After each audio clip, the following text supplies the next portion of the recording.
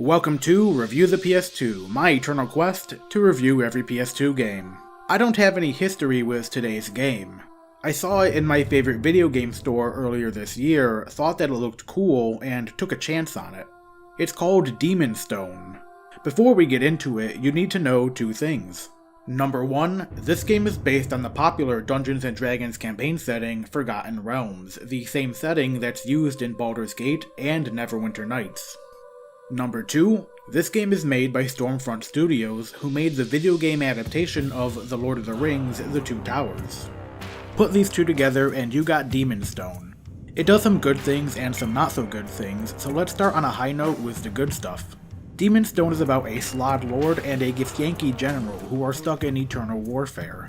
If either of them is allowed to roam freely, they'll end up conquering the world, so a wizard comes along and traps them inside the titular Demon Stone. Many years later, three strangers, a warrior named Rennick, a rogue named Zai, and a sorcerer, Ilias, come across the stone and accidentally release its deadly prisoners. Now it's up to them to find a new stone and capture these warlords before their battle ravages the land. One thing I love about this story is that it doesn't waste your time. It introduces the protagonist and sets up the conflict almost immediately, and every level features significant plot developments, so there's no filler. However, the concise nature of the story forces the game to be short, clocking in at about 4 hours. But the tale that's told in those 4 hours is paced well, it's fun, it's given a cinematic flair at times, and the attention to detail is impeccable. No stone is left unturned, as everything impacts how the story unfolds. When a party member talks about their past, their exposition isn't there to make the character seem fleshed out. Their backstories are relevant pieces of information, since they play a role in both setting up and resolving the conflict. The party members show genuine interest in each other's histories, and they offer each other meaningful words of wisdom. For how short this game is, they were able to develop these three well. The setting is more than a location, as the lore of the Forgotten Realms is used to bring the story to life and give it depth. Here's an example. One of the villains is a Githyanki, a race of humans who were enslaved and were subjected to experimentation and controlled breeding until they rebelled and formed a militaristic society. Powerful Githyanki are gifted rare silver swords that have magical properties, and the general you face in this game has one of these swords and it plays a key role in her war.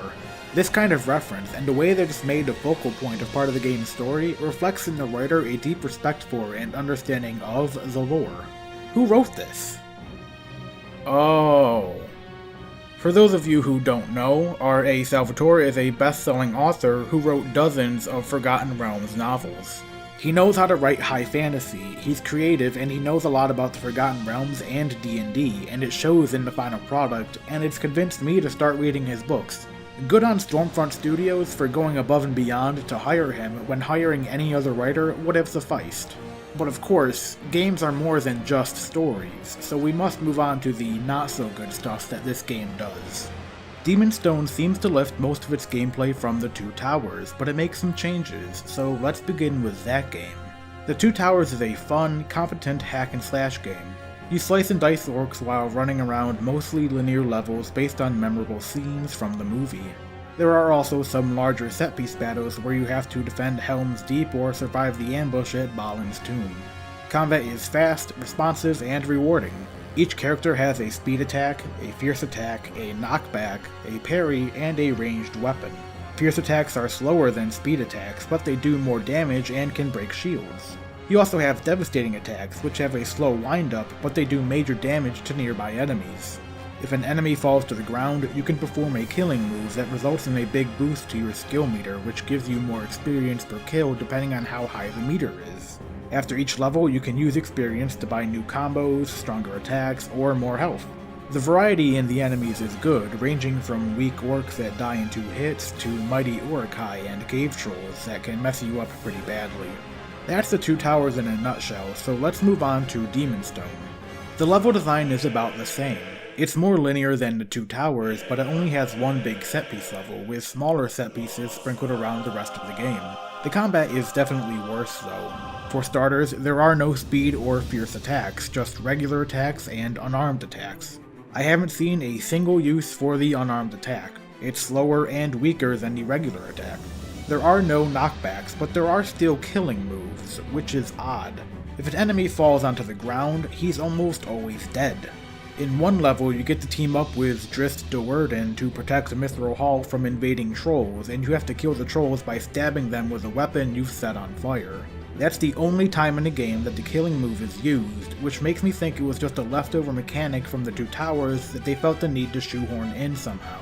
At least in the Two Towers, it gave you a boost to your skill meter, giving you more experience than if you had just slashed the enemy to death. Devastating attacks are no more. Instead, each character builds up a hero meter that when full lets them execute an attack that is similar to the devastating attack.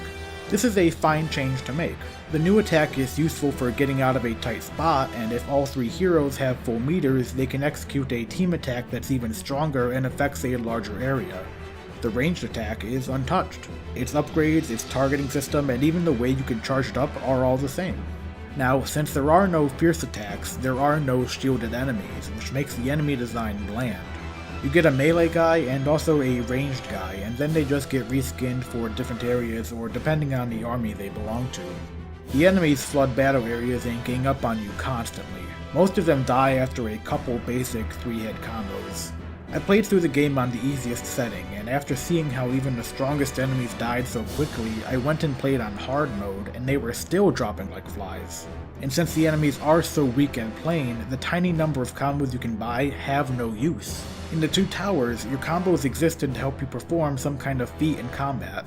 Some combos knocked lots of enemies down, others let you parry into deadly counters, and some let you break an enemy's shield and then follow up into a knockdown so you can finish him quickly, or let you kill an enemy then quickly transition into another attack on your next target.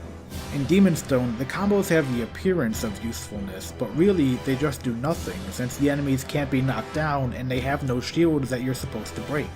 The only moves worth purchasing are the Wake Up attack, which gets enemies to back off after you've been knocked down, and the Riposte, which lets you block then counter enemies. The Riposte is more reliable than the parry counter seen in the Two Towers, but it's also a lot weaker.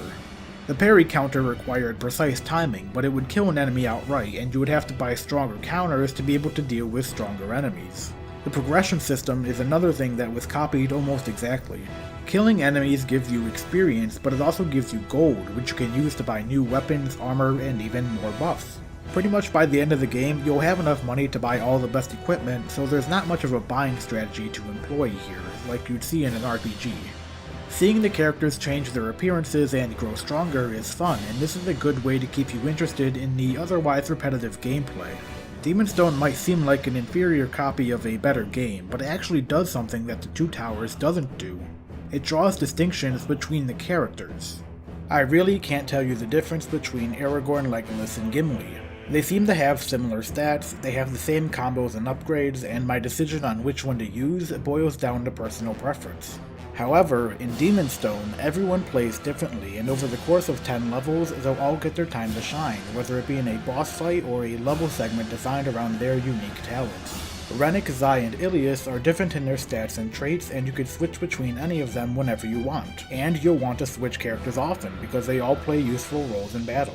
Rennick is obviously going to have the strongest attacks of the three heroes, so he's your go-to guy for plowing through baddies. Zai isn't as strong, but she can slip into the shadows to perform stealth kills on the dumb enemies, who forget about her the second she disappears. Ilias compensates for his lack of strength by channeling the elements into his melee attacks. He has the best ranged attacks in the game, and he has unlimited ammunition. The only thing missing from this party is a dedicated support class, like a cleric, because, boy, there are some close calls and frustrating do-overs I wish I could have avoided. And that's about all there is to Demon's Stone. So where do I stand with this game? The gameplay is average. More negative than positive changes were made to the baseline that the Two Towers set. As a result, the combat is easy and repetitive in a game where combat is everything. Now, you can argue that my opinion is tainted because of my experience with these Lord of the Rings games, which I enjoyed thoroughly in my childhood. That's a fair criticism, but I also think it's fair to judge a game using standards set by a similar game that was developed by the same studio. If you disagree, leave a comment and tell me why. I don't think the gameplay is bad. I just think it's watered down from what I came to expect from this developer. However, everything else surrounding the game is really good. Since the game is so short, I'd say Demon's Stone is worth playing so you can appreciate the excellent story, the neat presentation and fun set pieces, and the impressive orchestral score. It's worth just one playthrough, and I don't think it has any lasting appeal.